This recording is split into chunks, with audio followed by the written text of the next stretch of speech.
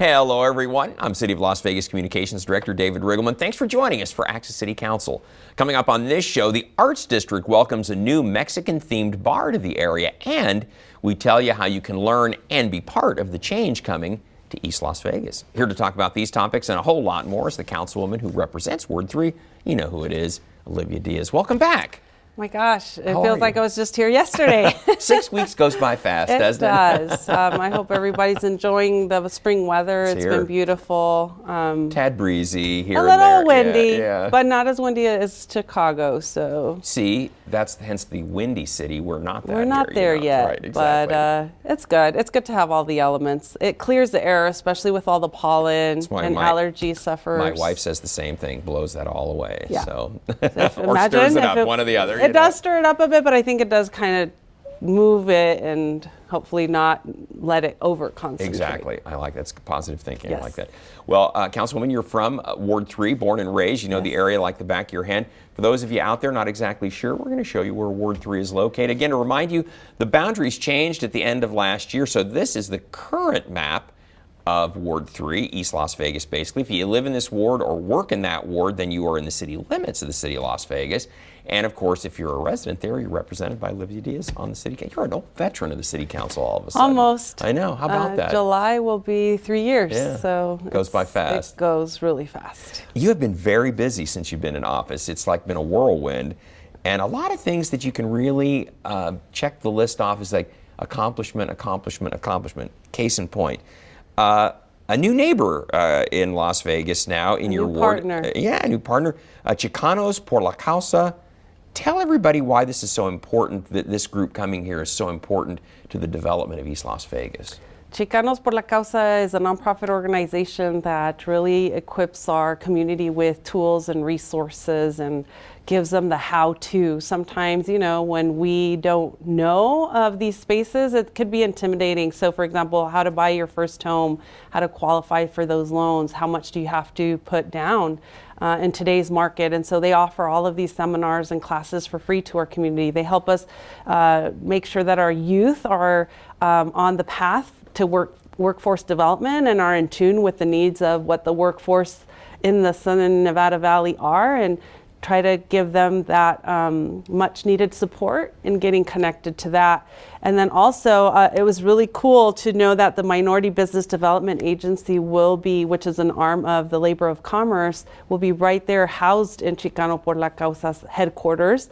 And they're going to be offering, David, the community, especially minority business owners, some financial support, hopefully, to make sure that their businesses can expand and grow. So important as we're coming out of the pandemic. And start. Here, So I think a lot of folks through the pandemic have identified, I want to do something different. I want to kind of get this off my list and actually, you know, give it a whirl and maybe be my own business owner. That's terrific. And so this is a great organization that offers the support to you. Grand opening was May 3rd. Yes. That Tuesday, May 3rd. So and there it is. There you are. It's located at 555 North Maryland Parkway. It's right on Maryland Parkway in Bonanza, and a lot of us remember it in its old banking center days. I remember going as a teen with my dad into that lobby to do a lot of his banking. It was a credit union. It was a credit union. That's right. I remember that too. Yeah. So congratulations, welcome to the neighborhood. Glad to have you here. Obviously, that's going to change a lot of people's lives. Yes, and Chicanos por la Causa has been a great partner with us as a city because they also run our courtyard, and so they're that muscle that makes sure that that space is being provided for our homeless community. Well, congratulations to them, and again, welcome to the neighborhood. We love when new businesses open, especially in light of this whole pandemic that we've been dealing with the last couple of years. And so, hey, you have a new place at 1300 South Casino Center. Tell everybody about this. Well, speaking of minority businesses, this is a minority-owned business. It's Jose Javier Sanchez and his wife, Anayance Dominguez, and they did tell us at the opening that it was a struggle through the pandemic to get to this point in being able to open their doors. But thankfully, we have awesome developers like Sam Cherry and Raul Gil that really, when they hear a concept and really know the people behind that concept, they really supported them every step of the way to make this come true. So I was just so elated to be there, cut this ribbon, but more importantly, support minority-owned businesses as well, because I think they're important. And for those of you that don't know too much about mezcal, mezcal is not tequila, but it's very similar in terms of a lot of people think tequila is potent, but mezcal is equally as potent. But my parents always say it's a healthier liquor because it's 100% agave. That's right, agave Based. versus coming from cactus or other plants, exactly. So Misterio Mezcal, again, grand opening was on April 21st. They're located at 1300 South Casino Center. So if you know where Share Downtown is and you know where Golden Fog is, it's just adjacent Golden Fog. It's like a really nice place too, brand new, brand spanking new. So yeah, go check it out. Go have some spirits, and you don't have to feel guilty because you're doing something good for your health. Exactly. See, Councilwoman's parents say so, and I trust them. Now, not every day, all day, Yeah, but right, every other. There you go. Every Exactly. blue moon, go have some mezcal. Moderation, exactly Yes. right. There must be something about 1300 because at 1300 South Main. Oh my goodness. Another grand opening. You posted this on Facebook. You said, "Congratulations on your grand opening at 1300 South Main Street, the Red Cat." And I wasn't really familiar with this business, Councilwoman, but you kind of filled me in before the show a little bit. You know, David, the Arts District is just booming, and it's just so exciting to see how eclectic and how different every little offering is. You know, Misterio Mezcal is now offering mezcal. You know, we have very many breweries. We have our wine room. In this vein, we have the Red Cat, who is a vintage clothing store. And you can go in there and find things, you know, from many decades ago. So if you're ever in need of 70s, 60s. Going to a party. Go to that vintage shop. You'll find a lot of good goodies. And the owners have, you know, been successful. They started in a little part of Retro Vegas, expanded their footprint within Retro Vegas, but now have been able to become independent of Retro Vegas. Wow. And the reason behind the name is that they found this Red Cat in one of the estate sales that they were rummaging through, and that's how they source a lot of the things they sell. And when they were thinking about their initial business, what they were going to name it, somehow, some way, that furry plush It's a good luck. It's a good luck charm. Yeah. Came from one of those initial buys. So hence the Red Cat, and we wish them much success there. Yeah, 1300 South Main, right there in the Arts District, perfect location. Must be a good market for that stuff, Councilwoman, because obviously their business is expanding, and because people are looking for some retro clothing for this, and I that, think and that everything everyone else. is conscientious in today's world that we have to do more to reduce our footprint. And I think a lot of our youth are in tune with that and saying, well, if I can buy it used, why buy it new? So let's recycle a lot of these things. And you know, my parents swear that things were made to last forever. Oh, exactly. Before. And not so much now. There's right? fans of, I like the sturdy material, or I like. It's going to be around even longer. I like the look. I want to go to the mid-century look, you know, so then these are just gems, hidden gems in there. All right, and congratulations to them. We love all these new businesses opening. That's wonderful. And then you also posted this on Facebook. You said, "What a beautiful day celebrating Children's Day at Gary Reese Freedom Park. We also celebrated Earth Day and Arbor Day by planting 48 new trees to help improve the environment of our beautiful city." And yeah, what a beautiful day this was. Yes, David, and we couldn't have done it all by ourselves, so a big kudos are due to Marco Bellata and Rachel Lewiston from Planning Department and all of our City of Vegas special events folks, and we had some folks from our environmental department also out there. We made this event really, really awesome. Our kids had a ton of fun going from booth to booth. We had like a little bingo card, and we were giving out popsicles, and we had different games for them to play. We had this folkloric dance troupe, Itzel, performing. So that was from the children's side. Now for the Earth Day side and the Arbor Day side, we had our urban forester Bradley on hand, and he helped our Nevada Energy volunteers who contributed to this fund to give us more trees, especially in the east side, because we're combating that heat island effect on the east side. So Nevada Energy volunteers and our staff were the ones who were putting all of these 48 trees into our park. And so we're so excited. We know the benefits that trees brings. Besides shade, it's the air quality as well. So it helps purify the air that we're breathing in. And we're just hoping that, you know, we'll just see our goal met. remind me what the slogan is about going green that we have for the city? Well, we're a Tree City USA. A lot of people don't realize the fact that as a Tree City, we've made a commitment to do just exactly what Councilwoman is saying, is to plant enough of a tree canopy to reduce that heat island and to improve the air quality. And people may not think that that's really what we do here in the middle of the desert, but trees are really important to us. And that 48 tree grove that's been planted, you know, in 5, 10, 15 years, wait to see what that's going to look like. Yeah. Yeah, and we have this Go Green Las Vegas initiative where we're seeking to plant 60,000 more trees, I believe, by 2030 or 2050. I can't remember the year. But it's part of that Tree City USA But we are commitment. making strides, and I'm just so excited. We need all the trees we can get on the east side of my ward. And I think many other areas too in our city, as we hopefully redevelop or develop some areas, that we're really not waiving that part of development, because it's so important. Yeah, exactly right. And that is definitely a focus for the city. We're going to talk more about that here. I know a lot of people say, but doesn't it take a lot of water to water the trees? And actually, our urban forester is so in tune with what the types of trees. We're not planting oaks and maples, you know, of course not. We're really being intentional and making sure that they're trees that will thrive in our desert climate and that will require less water.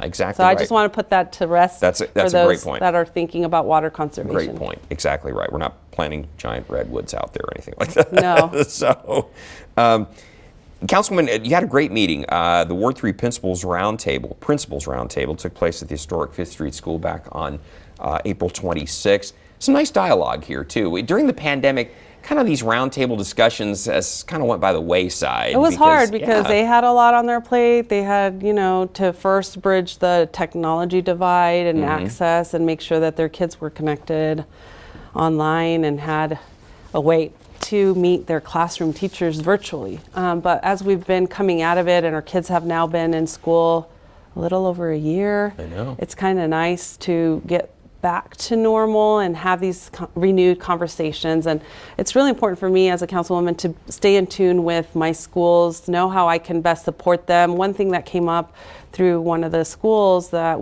are in my ward is that they need support with providing incentives for our kids to come to school. So how can we incentivize attendance? And I was like, awesome. You're a teacher, I'm going to think of ways that I can rally some support and offer this incentive program. And then there were other schools that then said, hey, can you come be a judge? We're going to do this young entrepreneur contest with 5th graders. Can you come and judge? I was like, I would love to, because that's economic and urban development at a young level. And then how can we create field trips to our innovation center and get our kids since 5th grade excited about the tech space? And I feel there's so many ways we could be connecting better with our children, with our parents, with our school system. So this was the genesis of why we had this roundtable. And how great when everybody, government entities, the school district, all working together to try to make those things happen. At the end of the day, the kids that feed into the schools are my constituents. Their parents are my constituents. They're going to be our coworkers down the road, et cetera. And right now it's Teacher Appreciation Week. So I just want to say thank you, teachers. I've lived in your shoes. I know the hard work you do day in and day out. And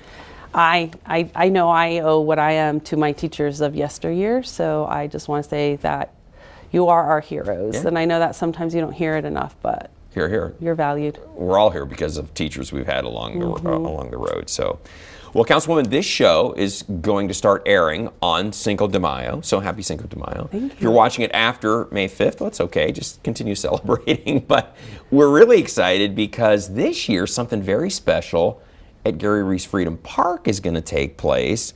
And we know that some of you are going to see this after the fact. Again, the show airs over the course of a week. But if you see it today or you see it tomorrow, come and join us. It's going to be an amazing event. I can't take any of the credit for how it's executed and carried out. It really is the Federation of Poblanos. It's an org that basically collects all of the people of origin from Puebla, and they meet, and then they put all of these different activities together. They did, if you came by Gary's Freedom Park for the Day of the Dead last year, they were a big part, but it was many federations that came together, many organizations of Mexican states that did that. But this one is, the charge is led by the Poblanos because Cinco de Mayo is a celebration about a battle that happened in Puebla where the townspeople took on French soldiers and defeated them. And they want to just highlight the historical significance of having done that, how it deterred the French wanting to come further north and sending them back home, and then just how rustic their tools were compared to French weaponry was. So we just want to come in, and then we have a huge delegation of some folks from Puebla, some artisans, a rock band, some thespian students and actors that are here to enact some of this. And so we just hope you come and you partake. We are launching it with a 5 p.m. parade, and they're trying to also have some floats that will be paraded around the park, but some of us will walk it. So I hope that you can come and take part in the festivities. The parade starts at 5 and the festivities continue until 10 p.m. So that's going to be May 6th. May 6th, Friday. Freedom Park, as Councilwoman says, 5 o'clock. Again, we know some of you will see this after the fact, but many of you will see it before, so come on out. Yes. And Councilwoman, that's not the only thing going on. This is cool. If you're a soccer fan, this is a great opportunity. So tell everybody, we're going to have a dedication a week from Friday, May 13th. So save the date for this one. So it's a week and a day out at Gary Reese Freedom Park. We had the fortune of having Target and the U.S. Federation of Soccer support and matching or giving us some funds to bring these mini pitch courts to our community. They're smaller courts and they're also on concrete, and so they're different from your AstroTurf or your natural turf courts, but it's a thing, and there's tournaments that are held, and our youth like to play in them, and so we invite all of you to come and be there on May 13th at 4 p.m. at Gary Reese Freedom Park, and looking forward to cutting the ribbon and seeing the kids have fun in those courts and seeing their intense soccer skills on display. You know, that's a thing. You're right, Councilwoman. Playing on a hard court like that, it's a very fast game. Of course, obviously, you're wearing more like tennis shoes versus, Cleats. soccer cleats. But it's a very fast game, and if you want to see that ball moving, that's definitely a great way for your kids to really get some exercise and leave some energy on that court. Absolutely, absolutely. Well, Councilwoman, we need to take a short break right now, but when we return, find out how you can play an active part in shaping the future of East Las Vegas. That's next, so please stay with us. Había un niño que era muy sensible a luces y sonidos. Construía escondites donde no podían entrar. No le gustaba mirar a la gente a los ojos, lo hacía sentir incómodo. Un día se descubrió que tenía autismo. Con ayuda, poco a poco, aprendió a vivir mejor con ello. Mientras más pronto se diagnostique, mejor. Conoce las señales en autismspeaks.org. Sí puedo. Creemos en ti. Todos los días, millones de personas celebran su recuperación de las adicciones y los desórdenes mentales, mientras otras empiezan su viaje. Sé parte de ello. Comparte tu historia. Únete a las voces de la recuperación. Juntos, somos mucho más fuertes. Para información gratis y confidencial y remisión o tratamiento por trastornos mentales y uso de sustancias, llama al 1-800-662-4357. Me llamo Raquel Mendoza y esta es mi vida. Mis hijos están envueltos en muchas actividades. Eso requiere mucho estrés y correr para acá y para allá. A veces mi familia necesita un escape. Este lugar trae mucha paz y hay mucha calma, mucha naturaleza. Quiero regresar con mi familia más seguido. Encuentra el bosque más cercano en descubreelbosque.org. El bosque, más cerca de lo que crees. Welcome back, everyone. The city has developed a master plan to take Las Vegas into the future, and a big part of this plan will bring economic development, housing options, public infrastructure, and services to neighborhoods in the East Valley. Here to tell us more is Marco Vallada, Senior Management Analyst for the city's Planning Department.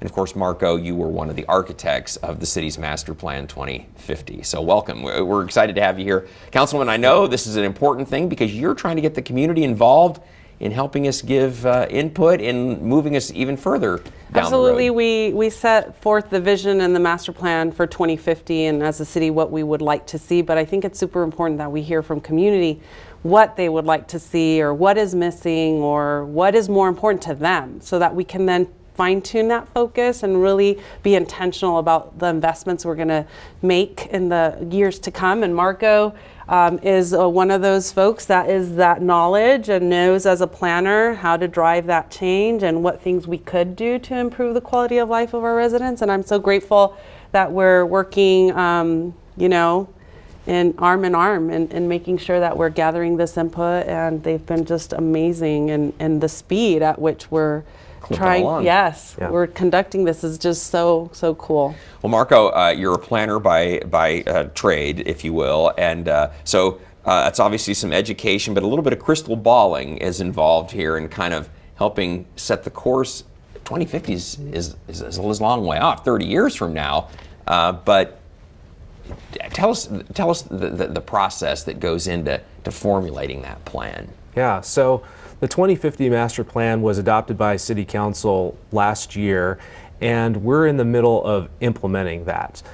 Before we get into the overall long-term vision, we're going to take a look at individual parts of the city one by one.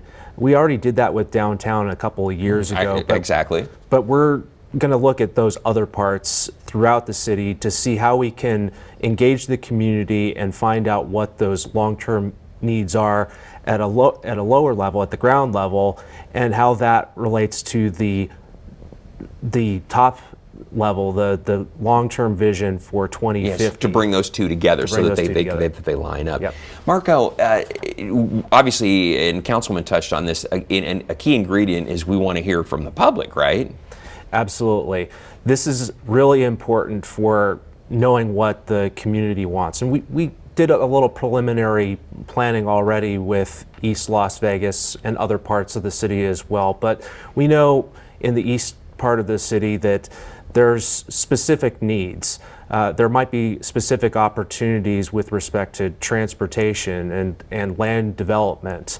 One opportunity that has recently been talked about at City Council is the Desert Pines Golf Course. Right, yeah, and big parcel, yeah. Yeah, the need for affordable housing and urban forestry and transportation connections to other parts of the community.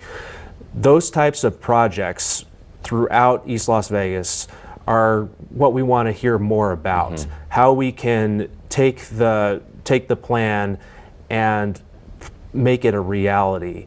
And if we can do things like, you know, development proposals for Desert Pines to get more affordable housing, more small businesses, training center, parks and recreation opportunities, those are the things that we want to know the specifics on and what can help make Las Vegas and East Las Vegas a more livable, resilient, livable place. Vibrant. We want it to be vibrant in the future. Yeah. We want everybody to feel proud of where they live and want to continue to be there. There's so many residents that have been there 20, 30, 40 years, and want to make sure that they know that we know that they've made that investment in their community and that they want to stay, and that we're going to match that level of enthusiasm with action, right? And so I'm super excited about what the future holds for East Las Vegas and the entire city, because I know we're moving the needle in as many places as we can. And if downtown is an indicator, I mean, the Arts District has just taken off, and it's because of these kinds of efforts and planning. And it's so important, Councilwoman. It doesn't happen willy-nilly. No. I think, and I think that to your point, Marco, and to the Councilwoman's point, is that the idea is to try to set a course so that there's some kind of plan in place, some method to get us into the future, rather than just kind of hoping it all comes together, right? Absolutely. We want to have community feedback, and Nuestro Futuro, our future, East Las Vegas, is essential for that. So participating in community events, taking our survey that's on our website, engaging with our team to really have an understanding of what the future of East Las Vegas looks like is going to be crucial over the next couple of months. And then we'll have a plan with some specific strategies.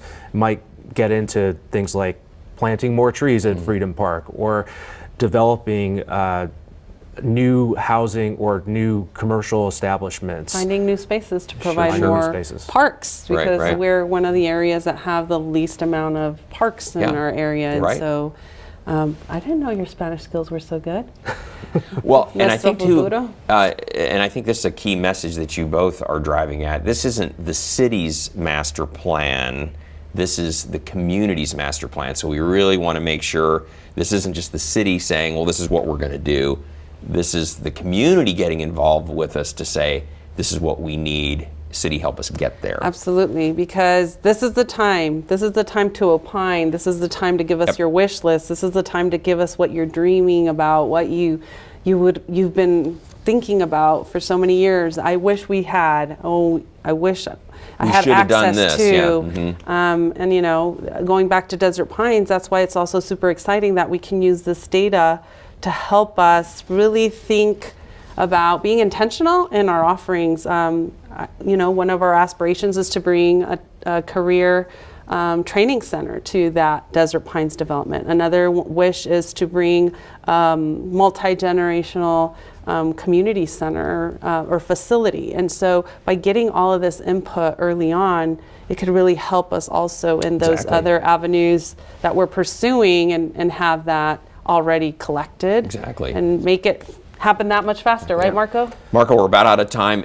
How do people reach out to us? How do they communicate with us? Yeah, the best way right now, our website, lasvegasnevada.gov/ourfuture, and then certainly come to our events and provide us that information, take a survey, and engage with us. We want to know what everyone's belief is on of what the future of East Las Vegas is going to be, and we hope to help create a plan and some implementation strategies that will help get us there. All right. All right. Well, Marco Vallada, thanks so much for being here. It's an exciting time, planning the future. That's good stuff, you know, and you gotta really appreciate everybody's effort on this, or what we're trying to accomplish. Councilwoman, I know this is near and dear to you, because it's really East Las Vegas is going to be our next focus. So. Absolutely, and again, this is the time to make sure that you voice what you want in your future. So make sure you do go to that website link that Marco articulated, or stop by one of the future events. We're going to be going on tour in different places, whether they be schools, supermarkets, you know, highly trafficked commercial centers.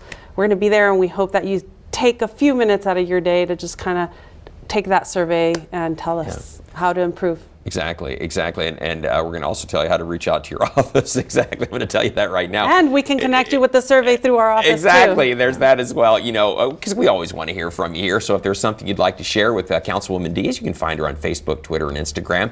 You can also contact her by picking up the phone, 702-229-4623, or send an email. Her email address is odiaz@lasvegasnevada.gov, and she or one of her great staff will get right back to you. So, Marco Vallada, thank you so much for being with us. Thank you for all your work, Marco. Good luck. Councilwoman, we'll see you back here in another 6 weeks. In no time. It'll be here before you know it. And now another update from Ward 3. Happy graduation to everyone. Yeah, it's here. It's coming. And again, happy Teacher Appreciation Week, and happy Cinco de Mayo. Exactly. And you can catch all of our KCLV shows on Apple TV, Roku, and Amazon Fire now. Also watch for our QR code at the end of this show to subscribe to our newsletter. And don't forget, you can watch us live on the internet at kclv.tv. Thanks for watching, everyone. We'll see you next time around.